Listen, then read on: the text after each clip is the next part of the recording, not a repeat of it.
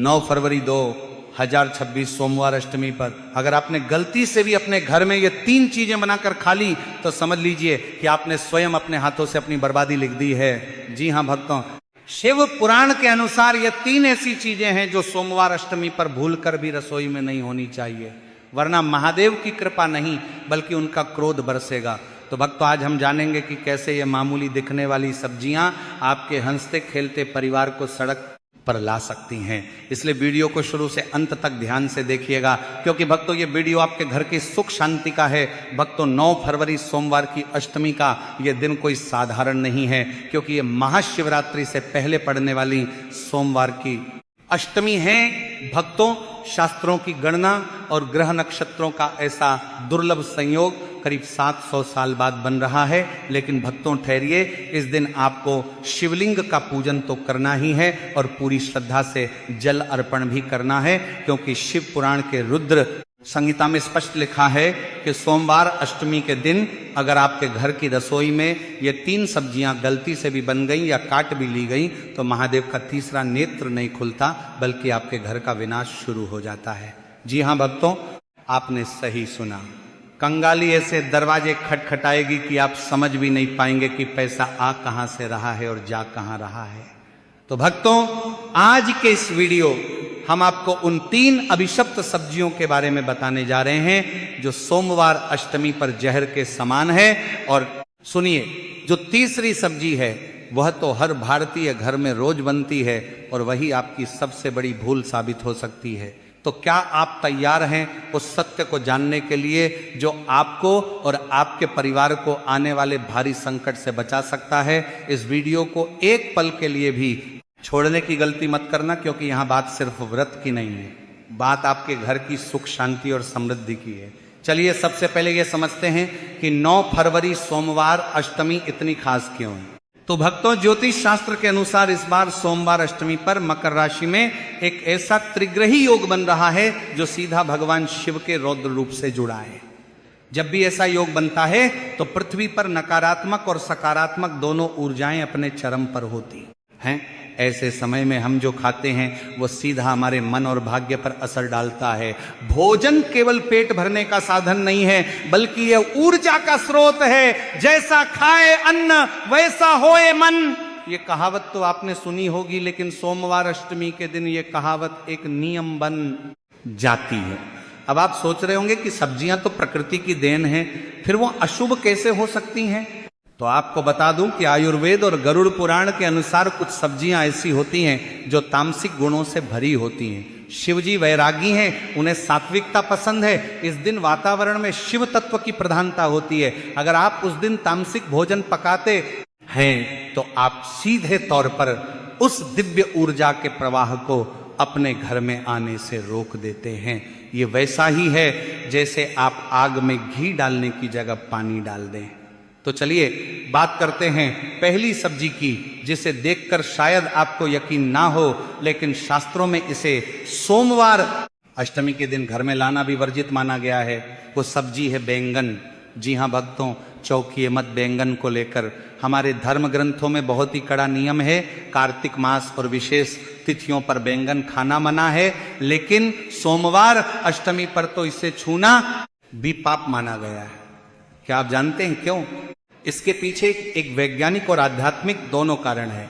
आध्यात्मिक कारण यह है कि बैंगन को अशुद्ध माना जाता है।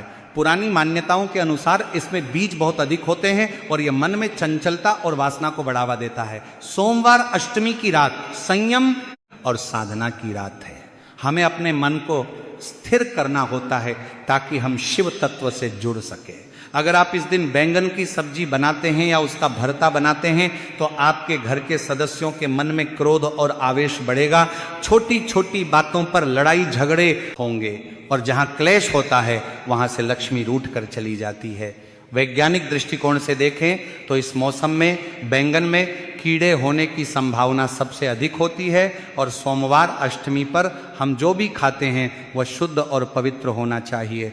अगर अनजाने में भी आपने अशुद्ध भोजन कर लिया तो आपका पूरा व्रत और पूजा खंडित हो सकती है। इसलिए गांठ बांध लीजिए कि 9 फरवरी को बाजार से सब्जी लाते समय बैंगन की तरफ देखना भी नहीं है। अब आगे बढ़ते हैं और बात करते हैं दूसरी सब्जी की, जो बैंगन से भी ज्यादा खतरनाक मानी जाती है। यह सब्जी सीधे तौर पर शनि और राहु से जुड़ी है और शिव जी की पूजा में इनका प्रभाव नकारात्मक हो सकता है। यह सब्जी है मूली।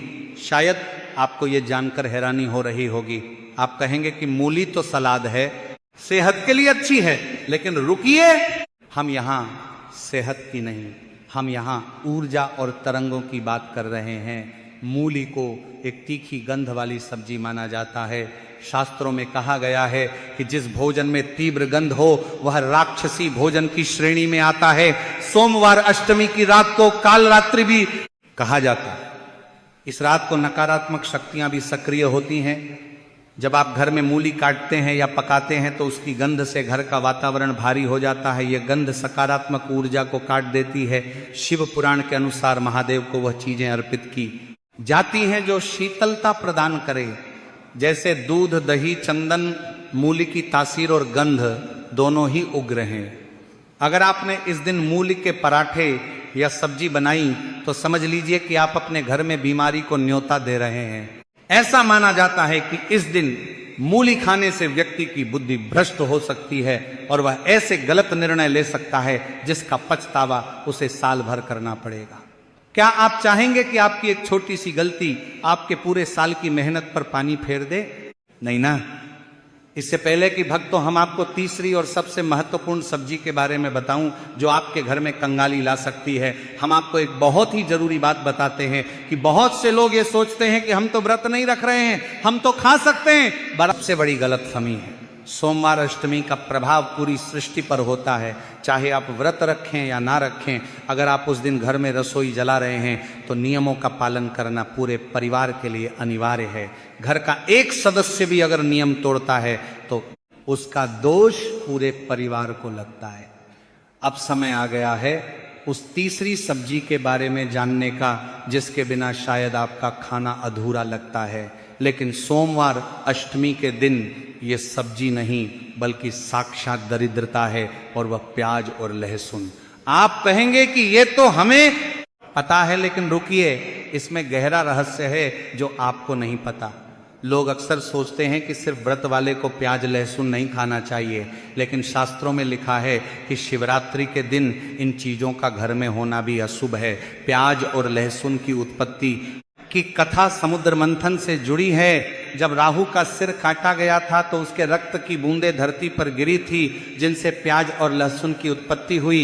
इसलिए इनमें रोग तो ठीक करने के गुण हैं, लेकिन इनका स्वभाव राक्षसी है। महाशिवरात्रि पर ग्रहों की स्थिति ऐसी होती है कि हमारा शरीर ब्रह्मांडीय ऊर्जा को ग्रहण करने के लिए एक रिसीवर की तरह काम करता है। प्याज और लहसुन तामसिक भोजन है जो हमारे शरीर में आलस्य, अज्ञान और क्रोध पैदा करते हैं।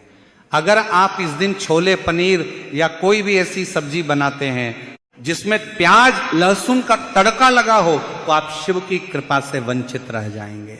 लेकिन खतरा सिर्फ यहीं खत्म नहीं होता। एक और चीज है जिसे अक्सर लोग सब्जी समझकर पका लेते हैं और वो है मसूर की दाल। हालांकि ये दाल है लेकिन इसे सब्जी की तरह ही भोजन में गिना जाता है। शिव पुराण में मसूर की दाल को गौरक्त के समान माना गया है। इस दिन मसूर की दाल बनाना या खाना महापाप है। तो अब सवाल ये उठता है कि आखिर हम खाएं क्या? अगर ये सब्जियां नहीं बनानी तो क्या बनाना शुभ होगा?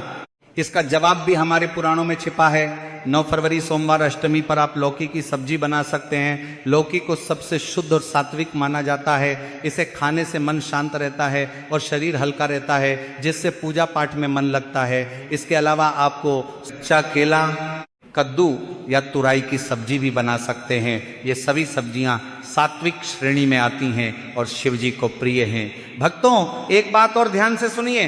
अक्सर हम इन नियमों को अंधविश्वास मानकर इग्नोर कर देते हैं। हम सोचते हैं कि अरे भगवान तो भाव के भूखे हैं, उन्हें खाने पीने से क्या फर्क पड़ता है। यह सच है कि भगवान भाव के भूखे हैं, लेकिन यह भी सच है कि जैसा अन्न वैसा मन। अगर आपका अन्न ही शुद्ध नहीं होगा तो आपका मन शुद्ध कैसे होगा?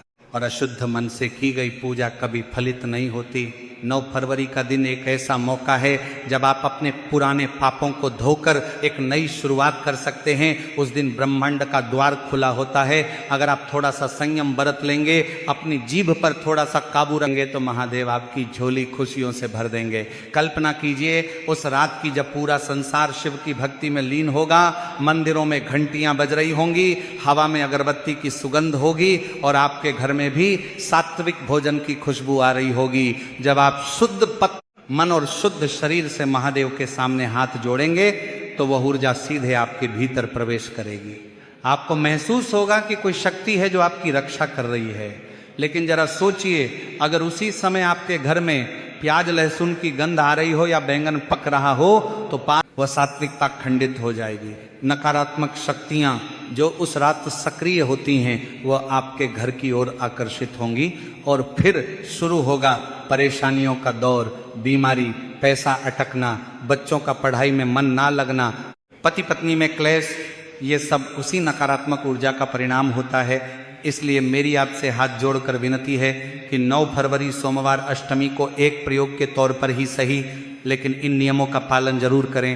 अपने घर की महिलाओं को, माताओं को, बहनों को पहले ही बता दें कि इस दिन बाजार से बैंगन, मूली, प्याज, लहसुन और मसूर की दाल बिल्कुल ना खरीदें, बल्कि एक दिन पहले ही रसोई की सफाई कर लें। गंगा जल छिड़क कर रसोई को पवित्र करें, क्योंकि रसोई घर का मुख्य केंद्र होता है। अगर रसोई शुद्ध है तो पूरा घर शुद्ध है। और भक्तों, इस वीडियो का उद्देश्य आपको डराना नहीं है, बल्कि आपको जागरूक करना है। हमारे ऋषि मुनियों ने जो नियम बनाए हैं उनके पीछे गहरा विज्ञान है। वे जानते थे कि ग्रहों की चाल का हमारे शरीर और मन पर क्या असर होता है। वे जानते थे कि किस दिन कौन सा भोजन हमारे लिए विष बन सकता है और कौन सा अमृत। आज का आधुनिक विज्ञान भी अब इन बातों को मानने लगा है कि भोजन का हमारे अवचेतन मन पर गहरा प्रभाव पड़ता है।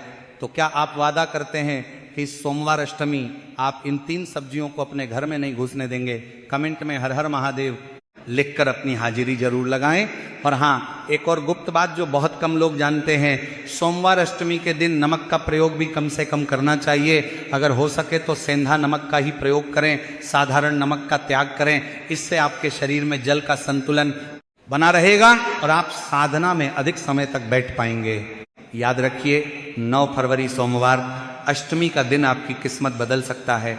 बस ज़रूरत है तो थोड़ी सी सावधानी और श्रद्धा की। शिवजी बहुत भोले हैं, वह एक लोटा जल से भी प्रसन्न हो जाते हैं, लेकिन वह रुद्र भी हैं। अगर हम जानबूझकर नियमों का उल्लंघन करते हैं तो हमें उनके क्रोध का भी सामना करना पड़ सकता है। कंगाली और दरिद्रता को न्योता मत दीजिए। अपने घर को मंदिर बनाइए, सात्विक भोजन पकाइए और फिर देखिए कि कैसे महादेव की कृपा आपके पूरे परिवार पर बरसती है। जाते जाते एक बार फिर दोहरा दूं, बैंगन को नहीं, मूली नहीं, प्याज, लहसुन नहीं, इन 3 दुश्मनों को उस दिन अपनी थाली से दूर रखें। तो भक्तों, अंत में बस इतना ही कहेंगे कि विश्वास ही फलदायक होता है।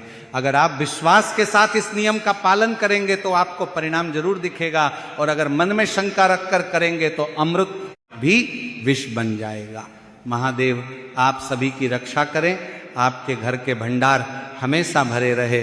तो भक्तों, यदि आपको जानकारी उचित लगी हो तो वीडियो को लाइक करें, चैनल को सब्सक्राइब करें और कमेंट बॉक्स में ओम नमः शिवाय या हर हर महादेव जरूर लिखें। धन्यवाद।